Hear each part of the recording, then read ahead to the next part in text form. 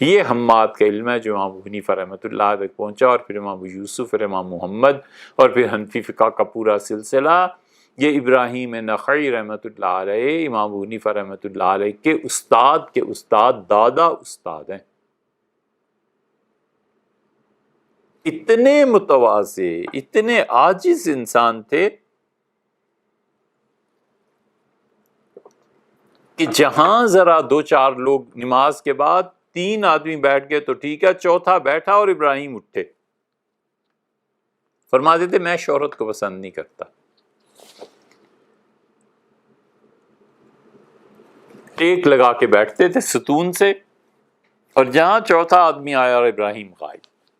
ابراہیم نخعی رحمۃ اللہ علیہ اتنے چھپے ہوئے، اپنے آپ کو چھپایا ہوا تھا کہ انتقال ہوا صرف 8 آدمی جنازے میں تھے۔ آج جس کی فقہ اور جس کے اجتہاد کا شہرہ دنیا میں ہے، کیا زبردست دماغ تھا، لیکن صاف اپنے آپ کو شہرت اور ان مصیبتوں سے بچا کر لے گیا۔ ابراہیم نخعی رحمۃ اللہ علیہ کی یہ بات انہوں نے یہاں پر نقل کی ہے، اور یہ آپ کو تذکرۃ الحفاظ میں بھی ملے گی۔ یہ تو اور کتاب ہے، تذکرۃ الحفاظ میں بھی اس کا حوالہ آپ کو ملے گا۔ نخعی رحمۃ اللہ نے کہا لو رأیت الصحابہ، اگر میں صحابہ کرام رضی اللہ عنہم کو دیکھتا کہ وہ وضو میں اپنے ہاتھ صرف اتنے دھوتے ہیں، پہنچوں تک، یہاں تک، کونیوں تک نہیں، اتنے دھوتے ہیں، لَتَوَضَّعْتُ كَذَلِكَ، میں بھی وضو ایسے ہی کرتا، وَأَنَا أَقْرَأُهَا إِلَى الْمَرَافِقِ، حالانکہ میں قرآن بھی پڑھ رہا ہوں جس میں اللہ نے کونیوں تک دھونے کا حکم دیا ہے، لیکن اگر میں صحابہ رضی اللہ عنہ کو دیکھ لیتا تو میں قرآن کے اس حکم کے مقابلے میں صحابہ کرام رضی اللہ عنہ کے عمل پر اپنے عمل کو استوار کرتا۔ وَذَلِكَ لِأَنَّهُمْ، اور میرے پاس دلیل یہ ہے کہ لا یتہمون فی ترک سنن، تم صحابہ رضی اللہ عنہ پہ یہ الزام نہیں لگا سکتے کہ انہوں نے حضور صلی اللہ علیہ وسلم کی سنتوں کو ترک کر دیا تھا۔ یقیناً وہ اگر ہاتھ دھو رہے ہیں وضو میں بجائے کہنی کے یہاں تک، تو انہوں نے رسول اللہ صلی اللہ علیہ وسلم کو دیکھا ہے، اسی لیے تو دھو رہے ہیں۔ میں قرآن کی اس آیت کو چھوڑ دیتا، اس پہ عمل کرتا۔ یہ صحابہ رضی اللہ عنہ کا مقام ہے۔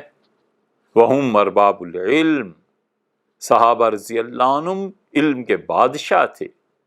وَأَحْرَصُ خَلْقِ اللَّهِ، اور اللہ کی تمام مخلوق میں سب سے زیادہ کسی کو شوق اور تمنا تھی علی اتباع رسول اللہ، رسول اللہ صلی اللہ علیہ وسلم کے نقش قدم پہ چلنے کی، تو انہی کو تھی۔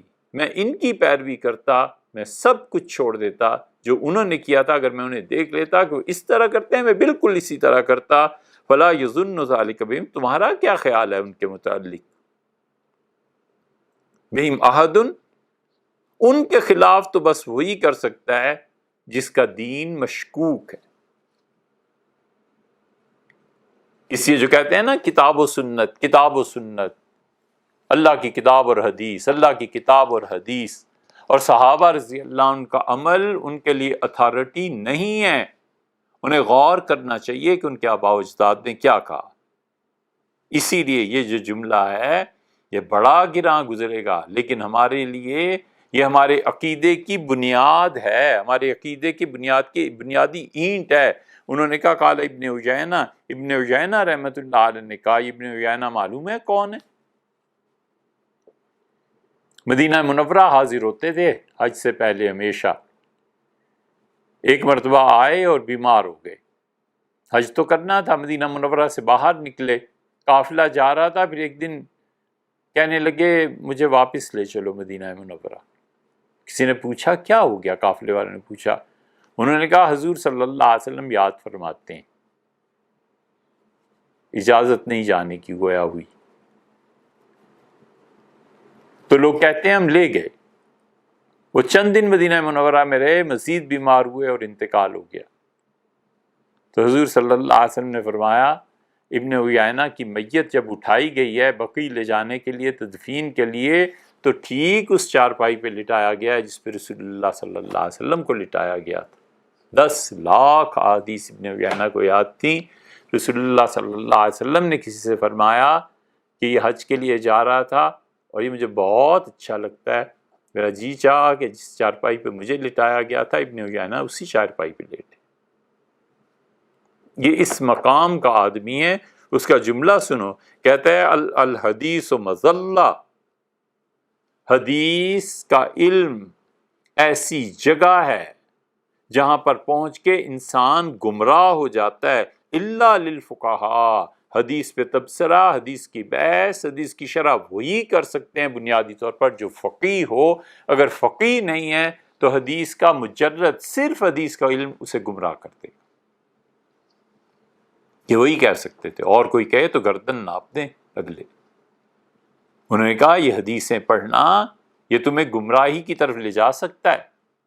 حدیث کا علم فقہا کے پاس ہے، فقہا سے پوچھو، مجتہدین سے پوچھو کہ اس حدیث کا کیا مطلب ہے۔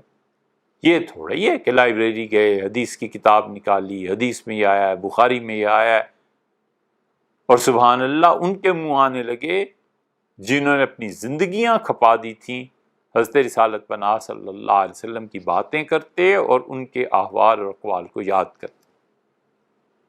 اسی لیے ابن عیینہ نے کہا، زید کیروانی اس کی تشریح کرتے ہیں اور کہتے ہیں کہ یہ انہوں نے اس لیے کہا کہ ممکن ہے حدیث سے تم جو کچھ مفہوم سمجھو وَلَهُ تَعْوِيلٌ مِّن حدیث غیر، اس کے مقابلے میں کوئی اور حدیث کسی اور کتاب میں آئی ہو، تو آپ جو مفہوم سمجھے ہیں یہ مفہوم آپ کا اس حدیث سے ٹکراتا ہو جو کسی اور کتاب میں آیا، تو پھر آپ کیا کریں گے؟ او دلیل، یا ان کے پاس کوئی ایسی دلیل ہو جو تم جو ڈائریکٹلی حدیث پڑھنے جا رہے ہو تمہارے پاس وہ دلیل نہ ہو، تم پہ چھپی ہوئی ہو اور ان کے لیے کھلی ہو۔ او متروکن، یا پھر رسول اللہ صلی اللہ علیہ وسلم کی ایسی حدیث ہو جس پہ امت نے عمل چھوڑ دیا، صحابہ کرام رضی اللہ عنہ نے عمل نہیں کیا، اور تم کہتے ہو تم اس پہ عمل کرو گے۔ کیوں کرو گے بھائی؟ صحابہ کرام رضی اللہ عنہم رسول اللہ صلی اللہ علیہ وسلم کو سب سے زیادہ چاہنے والے تھے اور ان کی سنت کی پیروی کرنے والے تھے۔ اوجب ترکہ، یا ممکن ہے ایسے ہو کہ ضروری ہو کہ اس حدیث پہ عمل نہ کیا جائے اور تمہیں اس کا پتہ نہ چلے۔ دیکھو حدیث کو اگر سمجھنا ہے الا من استبحر وتفقہ، ان لوگوں سے جا کر حدیث کو سمجھنا جنہیں اللہ نے سمندر بنایا ہے علم کا اور جن کے پاس دین کی گہری سمجھ ہے، وہ آپ کو بتائیں گے کہ حدیث کا کیا مطلب۔ قال ابن وہب، ابن وہب نے کہا کہ کل صاحب حدیث لیس لہ امام، وہ آدمی جو صرف حدیثیں پڑھتا ہے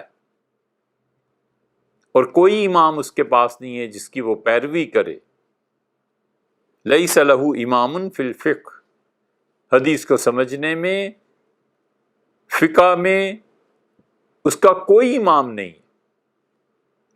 یہ وہ نیا مذہب ہے جو امریکہ اور یورپ میں اب کچھ عرصے سے رواج پا رہا ہے۔ ہم ان کی اخلاص پہ شبہ نہیں کرتے، ہوگا اخلاص، سب سے بڑھ کے ہوگا، اللہ کیا ان کا اخلاص اللہ کرے قبول بھی ہو جائے، مگر جس خطرناک راہ پہ وہ چلے ہیں نا، حدیثیں دکھا دکھا کے کہ یہ حدیث میں آیا اور یہ حدیث میں آیا اور ہمیں کسی کی ضرورت نہیں، کسی سے ضرورت نہیں سمجھنے کی، یہ ان کو سوچنا چاہیے کہ ابن وہب نے کہا کہ کل صاحب حدیث، ہر وہ آدمی جو حدیث کی بات کرتا ہے، لیس لہ امام فی الفقہ، اور فقہ میں اس کا کوئی امام نہیں، کسی کے پیچھے نہیں چلتا، اپنی عقل کے ذریعے حدیث کو حل کر رہا ہے، فہو ضال، وہ گمراہ ہے۔ وَلَوْلَا أَنَّ اللَّهَ أَنْقَذَنَا بِمَالِكٍ، اور اگر خدا کا انعام ہم پہ نہ ہوتا اور ہم امام مالک رحمۃ اللہ علیہ کے پیروکار نہ ہوتے، واللیث، اور لیث ابن سعد رحمۃ اللہ علیہ کے پیروکار نہ ہوتے، لَزَلَلْنَا، تو حدیث کے علم کے باوجود ہم گمراہ ہو جاتے۔ اس لیے بچوں، حدیث کو سمجھنا اتنا آسان نہیں، پورا علم چاہیے۔ ایک آدمی کہتا ہے یہ نیورو سرجن ہے، یہ کہنے کو ایک فکر ہے، لیکن کسی نیورو سرجن سے جا کے پوچھو کہ صاحب کتنی راتیں سحر میں تبدیل کرنی پڑی اور کتنی اپنی آنکھوں کی اور نظر کی قربانی دینی پڑی اور کتنا دماغ جلا کر پھر کہیں پہنچا ہے کہ وہ نیورو سرجن بنے. اب ایک سمپل MBBS ڈاکٹر ہوتا ہے، وہ کہتا ہے جی میری رائے یہ ہے. نیورو سرجن اسے کیا کہے کہ تم کیا اور تمہاری رائے کیا، یار تمہاری اوقات کیا ہے؟ میری ساری زندگی گزر گئی نیورو آپریشنز اور ان چیزوں میں، اور صاحب اب تو، اور یہاں حدیث کے معاملے میں وہ بیانات دینا شروع کر دیتے ہیں جنہیں صحیح بخاری کھولنی بھی نہیں آتی، انہیں پتہ ہی نہیں ہے کہ بخاری میں ہے کیا اور کیا نہیں ہے. اس لیے بچو. اس لیے حدیث کے نام پہ جو گمراہیاں آ رہی ہیں نا، پوری گمراہی ایک طرف ہے جہاں حدیث کا انکار ہے، اور پوری گمراہی دوسری طرف ہے جہاں حدیث اور رسول اللہ صلی اللہ علیہ وسلم کا نام لے لے کے وہ کہتے ہیں ہمیں کسی کی ضرورت نہیں، کسی کی تقلید نہیں، کسی کا اتباع نہیں، بس حدیث ہمارے لیے کافی.